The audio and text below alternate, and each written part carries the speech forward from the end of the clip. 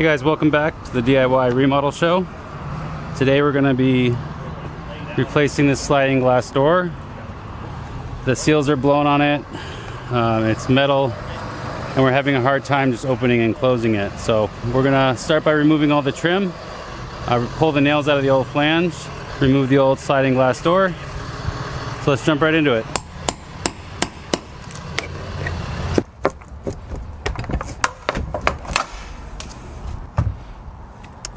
Yeah, so we're not going to reuse this trim. It's got some rot here and it's in pretty rough shape. So we'll be replacing this with some prime spruce or some cedar trim.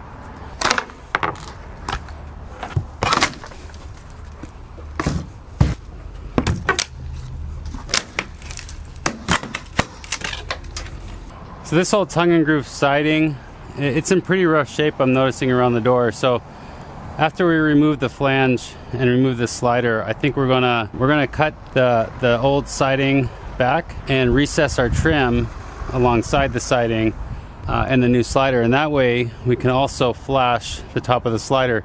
The top of this wasn't flashed, so as you can see there's all this rot on the top of this slider where water was just kind of getting behind it. So this way we can help mitigate some of that in the future and keep water from getting inside the house.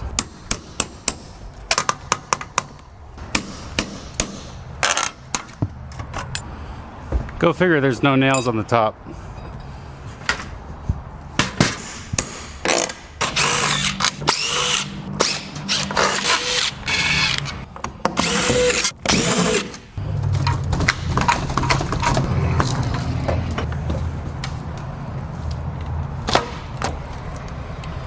Hey Nick, can you give me a hand?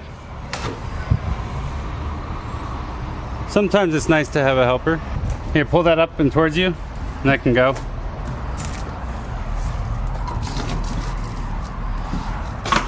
Here, I'm good. That was mainly it.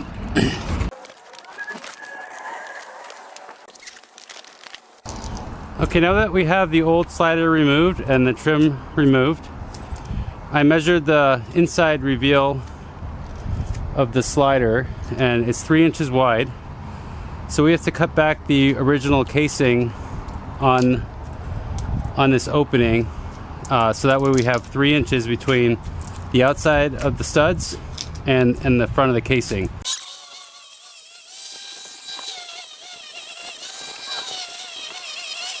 That way when we put the door in, it'll sit flush against the studs after we cut out the siding. And I'm going to be a little generous and maybe go a little bit over 3 inches, just so I know that we're going to be tight, because we can always caulk the inside where it's meeting the casing. You want to cut all the caulking, remove the old casing, and then we're going to actually reuse that. So we'll rip it down. I like pulling the nails out through the back of the trim instead of knocking them out the front, because you're just going to blow out the wood here and then you're going to have to repair that. Here, just pull them out. Just pull them out this way so you doesn't do that. Okay. I just explained that to the camera. Then you go over here and do that. I'm like, make sure you pull the nail out from the back of the trim so you don't blow out the wood on the front. And then pan to you. Now before I go any further, I'm going to make sure that we have the right rough opening. 6 feet. Okay, this is just annoying. Okay. Oh boy. How tall are we? We're definitely tall enough.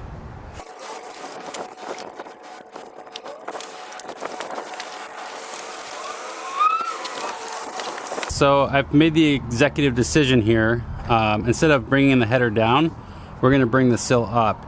And 2 reasons for this. 1, we don't have to cut the floor out because it's going to ride right above the floor. And 2, we're getting off the ground, so there's a less chance of water getting in.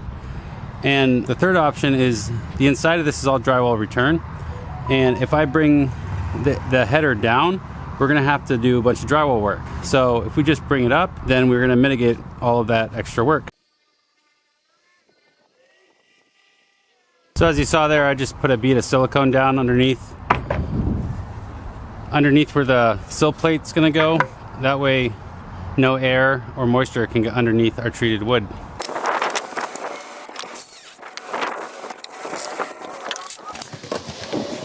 Okay, we got our new sill down. The next thing that we're gonna do is I'm going to cut out the old siding. I'm just gonna take it back about 2 inches. That way we can secure the new flange for the new slider. And then I can go back and I can hold up our new trim, scribe it, and then cut out the siding again for the new trim. That way we know we get a perfect fit. I don't like to cut out the siding ahead of time because you don't know if it's square. And this way it's a surefire way to make sure the trim fits nicely and we don't have a super large crack that we're gonna have to caulk later.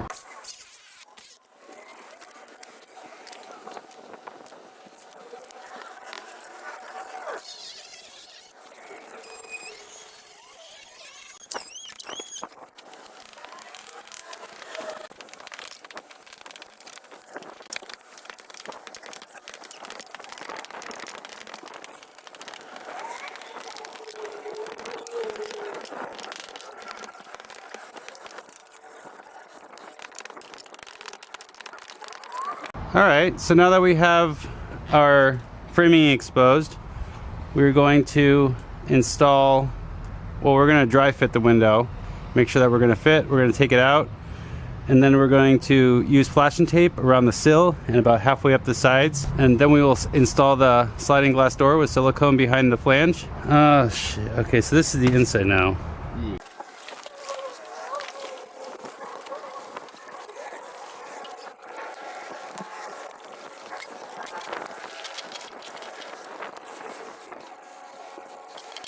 All right, now that we know it's gonna fit, we're gonna take it out, we're gonna clean up our opening really good, we're gonna apply flashing tape and silicone, and then we're gonna install the sliding glass door.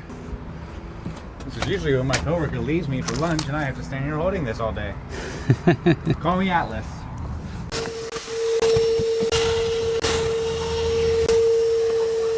When running flashing tape, I like to do the corners first and then overlap the corners.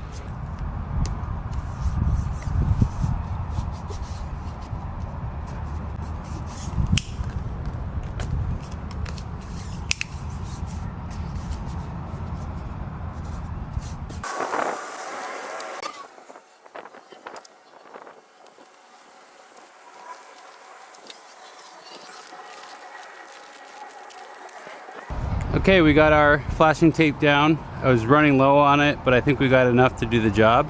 So we're going to silicone the sill, and then we're going to silicone the sides and the top where our flange is going to come in contact with the framework. After we do that, we're going to plumb it and nail it off.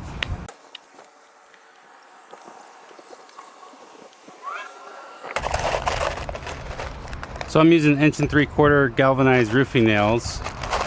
I like using roofing nails because they got a really flat head and it doesn't obstruct the trim too much when I'm installing the trim. Alright, you ready? Hang on. Okay. I just want you to do that. Yep. See, you have been stabbed right in the ass thigh. The ass thigh.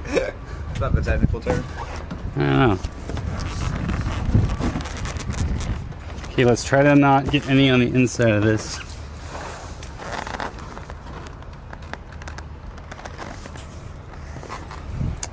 Cool. Okay, I want to see how the reveal is. Okay, so the bottom, see if we can get the bottom. The bottom over a little bit. And then I think then the top's gonna have to go that way. So let me pin the bottom. Yep.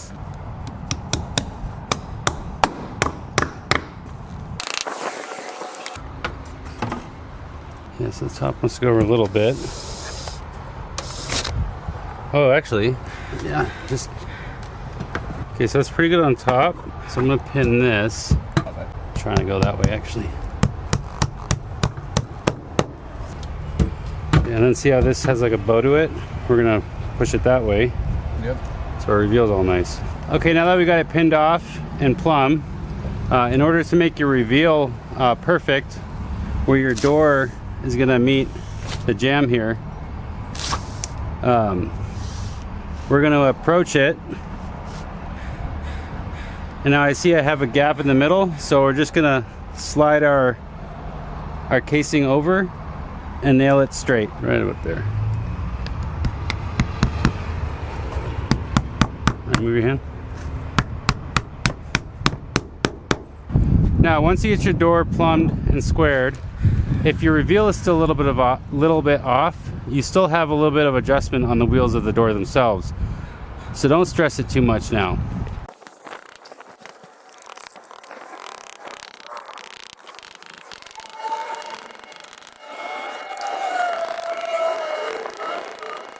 Now that we have our flange nailed off and siliconed, I'm going to take a scrap piece of trim and use it as a template to mark out the existing siding. Then I'm going to cut that out, and then we're going to add blocking for our new trim and flash over the flange with more flashing tape.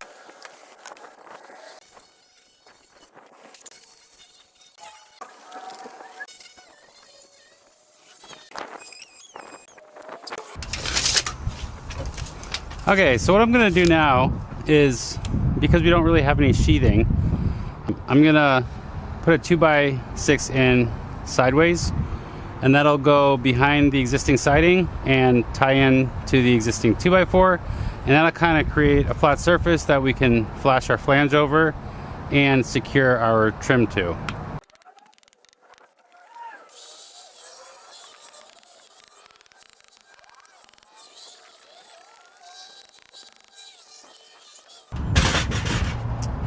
I will say I'm kind of happy how that turned out. I had a plan and it actually worked, so that was nice.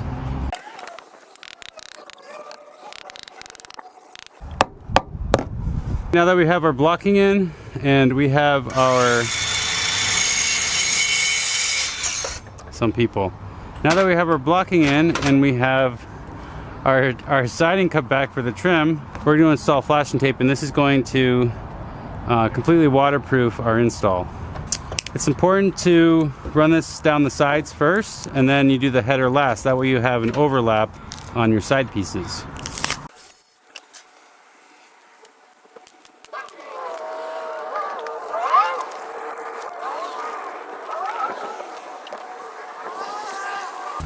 Okay, next we're going to take our multi-tool with the metal blade and cut any nails that are in the siding above where the flashing is going for the top header piece.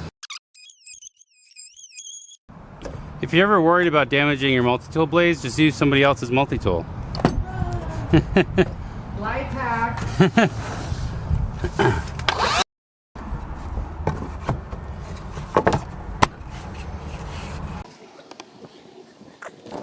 Okay, you just want to make sure that your trim is sitting flush. If it's not, you can always router out the back of it with your table saw. If you're using maybe some screws or something on your flange and it's pushing your trim out, you can always trim some off and notch the back. Looks like we're okay on this one to not have to do that.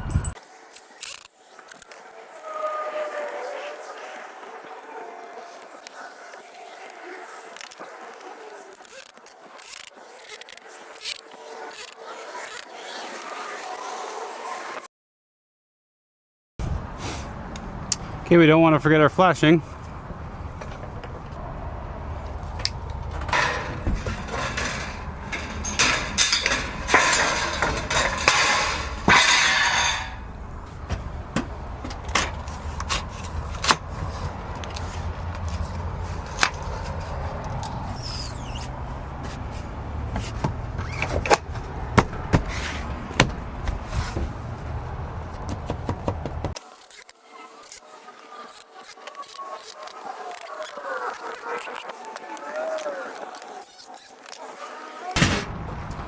Okay, there we have it. We're going to send a few galvanized nails through the siding into the flashing, and then I'm going to clean up all the old caulking, and we're going to re-caulk it, fill our screw holes, and that way it's ready for paint here in a few days.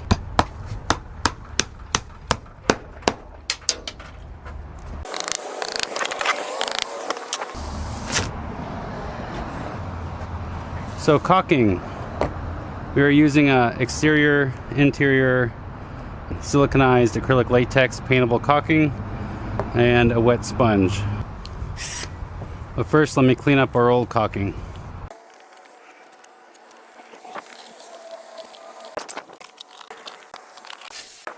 So you do not want to caulk where the flash on top of the header where the flashing is.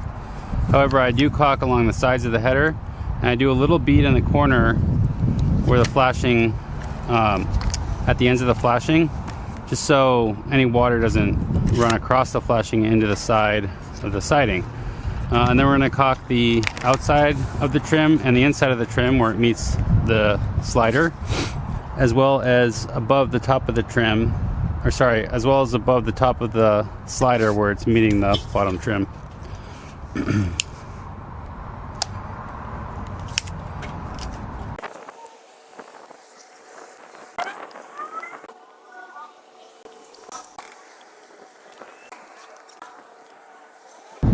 Okay, now that I've caulked everything, I'm going to use some spackle to fill the screw holes. We're about wrapping up the slider now. We want to make sure that our latch is latching properly. Sometimes, you know, if the door isn't set properly, maybe the latch catch got adjusted in transit. But yeah, you want to make sure it locks. If it doesn't lock, you want to adjust this appropriately, and then we want to send in our longer screws for security reasons.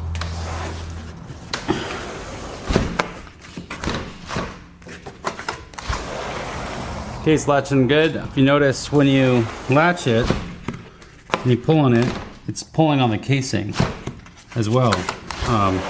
That's why it's important to put these in, because these are going to go into the framework and it's going to hold it tight. Yeah, I would definitely recommend pre-drilling those. I'm just being lazy. And then the last thing is we want to check our reveal on the inside. Okay, so I know my lighting's not great. So as we close it, we see here we're pretty good. The top has a little bit of a gap. So we're just going to adjust the wheels so that way we have a parallel reveal. So the way you adjust your wheels is at the bottom there's two holes, and you put your screwdriver in there and you can adjust your wheels up or down. It's a Phillips.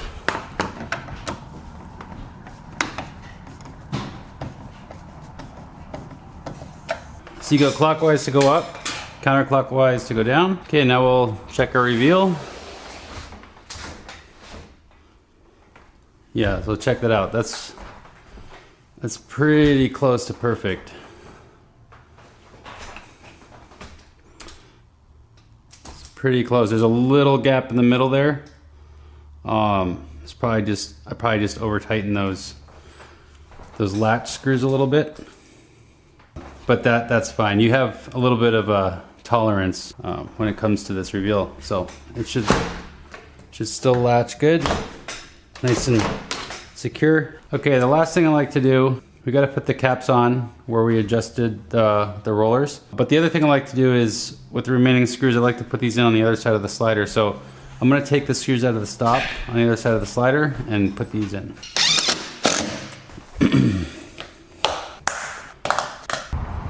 Alright guys, that about wraps it up. If you guys enjoyed the content, please hit the subscribe button and follow along for more. And thank you guys for watching. Tune in to the next one.